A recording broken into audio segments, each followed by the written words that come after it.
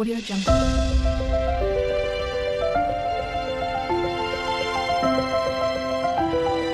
Audio Jungle. Hi friends, இன்றைக்கி நம்ம இந்த வீடியோ என்ன பார்க்க போகிறோம்னு பார்த்தீங்கன்னா எக் சேமியா எப்படி செய்யலான்னு பார்க்கலாமா. கொஞ்சமாக சின்ன வெங்காயம் எடுத்துக்கோங்க, 2 தக்காளி மீடியம் சைஸு, புதினா கொஞ்சமாக, இஞ்சி பூண்டு பேஸ்ட்டு, இவ்வளோ தாங்க. இப்போது சட்டி எடுத்து அதில் கொஞ்சமாக ஆயில் ஊற்றிக்கலாம். 2 ஸ்பூன் ஆயில் ஊற்றிட்டு பட்டை கிராம்பு ஏலக்காய் போட்டு அது கொஞ்சம் பொரிஞ்சு வந்ததுக்கப்புறமா நம்ம புதினாவை சேர்த்துக்கலாம். புதினாவை ஆரம்பத்திலே சேர்க்கும் போது அதோடய ஃப்ளேவர் நல்லா இருக்கும். அதுக்கப்புறம் பொடிசாக அரைச்சி வச்சு வெங்காயத்தையும் சேர்த்துக்கலாம். இதை இன்னும் கூட நம்ம நல்லா பொடிசாக அரைஞ்சிக்கலாம். வெங்காயத்தை சேர்த்ததுக்கப்புறமா நம்ம ஒரு அரை டீஸ்பூன் கொஞ்சமாக ஒரு வாசனைக்காக இஞ்சி பூண்டு பேஸ்ட்டு சேர்த்துக்கலாம். சேர்த்துக்கிட்டு நல்லா கிண்டி விட்டுக்கோங்க. பச்சை வாடை போனதுக்கப்புறம் நம்ம தக்காளி சேர்த்துக்கலாம்.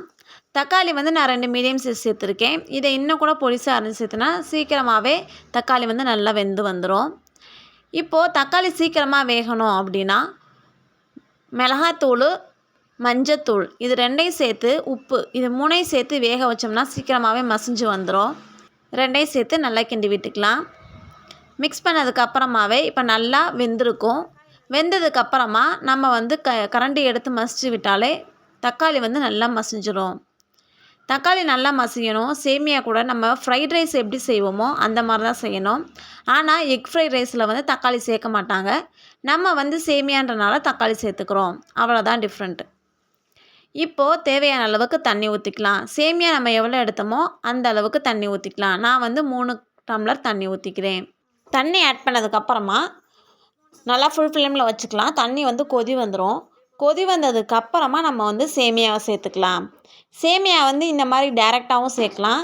இல்லை அப்படின்னா தண்ணி இதில் ஊற்றாமல் அந்த மசாலா இருக்கும் போதே நம்ம தனியாக சேமியாவை வேக வச்சுக்கலாம். தனியாக சேமியாவை எப்படி வேக வைக்கிறது அப்படின்னா, ஒரு சட்டியில் சேமியாவை போட்டுக்கிட்டு தேவையான அளவு வேகிற அளவுக்கு தண்ணி ஊற்றி அதில் கொஞ்சமாக உப்பும் ஆயில், எண்ணெய் ஏதாவது சமைக்கிற எண்ணெய் ஊற்றி வேக வச்சுக்கணும்.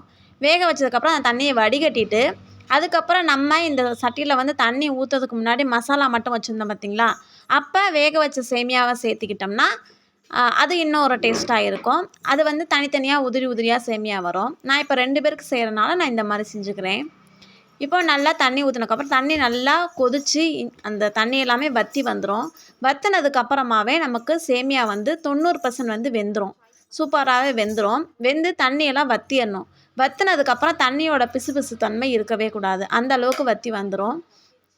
அதுக்கப்புறமா நம்ம நல்லா கிண்டி விட்டுக்குவோம். இப்போ பார்த்திங்கன்னா ஃபுல்லாக தண்ணி வற்றிருச்சு.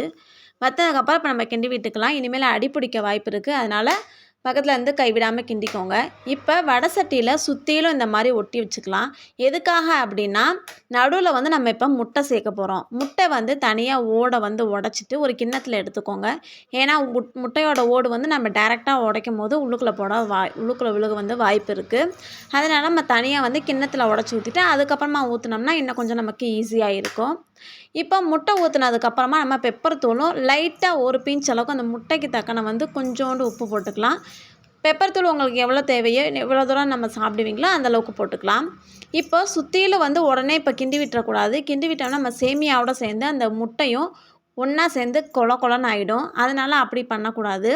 இப்போ முட்டை ஒரு 70% சைடில் அப்படியே நம்ம ஊற்றிருக்கோம் பார்த்திங்களா, அந்த சைடில் ஃபுல்லாக வெந்து வந்துடும். அந்த மாதிரி ஸ்டேஜில் வரும்போது தான் நம்ம கரண்டி எடுத்து இப்போ கிண்டி விடணும். இதுக்கு முன்னாடியே கிண்டி விட்டிங்கன்னா சேமியாவோட ஒன்று கலந்துரும். அதனால் அப்படி பண்ணாமல் இப்போ ஓரளவு வெந்து வந்துடும் பாருங்களேன். சைட்லலாம் அந்த வெந்ததுக்கப்புறமா நம்ம கிண்டிக்கலாம். இப்போ ஓரளவு சுற்றிலும் வெந்து வந்துருச்சு. இனிமேல் நம்ம கைவிடாமல் கிண்டிக்கலாம். அதே போல் அடுப்பை ஃபுல் ஃப்ளேமில் வைக்கக்கூடாது. லோ ஃப்ளேமில் வச்சிடணும். சுற்றிலும் நம்ம இந்த மாதிரி கறக்கட்டினதுக்கப்புறமா நம்ம லோ ஃப்ளேமில் வச்சு முட்டை மட்டும் நல்லா வேகிற மாதிரி சிம்மில் வச்சுக்கோங்க. முட்டை நல்லா வெந்து கொத்து புரோட்டாக்கு எப்படி போடுவோமோ அந்த மாதிரி ஆகணும். அந்த மாதிரி நல்லா கொத்துன்னு நல்லா கொத்தி குட்டி குட்டி பீஸாக நம்ம தேங்காய் துருவல் எப்படி இருக்குமோ அந்த மாதிரி இருக்கணும். நம்ம பார்த்தா தேங்காய் துருவல் மாதிரி தான் இருக்கும் சேமியாவில் போடும் போது. ஆனால் நம்ம சாப்பிடும் போது அது முட்டை நமக்கு தெரியணும். அந்த மாதிரி பார்க்கும் போது தேங்காய் துருவல் மாதிரி தெரியணும். இப்போ நல்லா கொத்திக்கிட்டாச்சு. இப்போ எல்லா பக்கட்டும் எல்லா சேமியாவோடையும் மிக்ஸ் பண்ணி விட்டிங்கன்னா இப்போ அருமையாக அந்த இது தனித்தனியாக பிரிஞ்சு வரும். சேமியாவும் தனித்தனியாக இருக்கும். இதனால தான் நம்ம சொன்னது.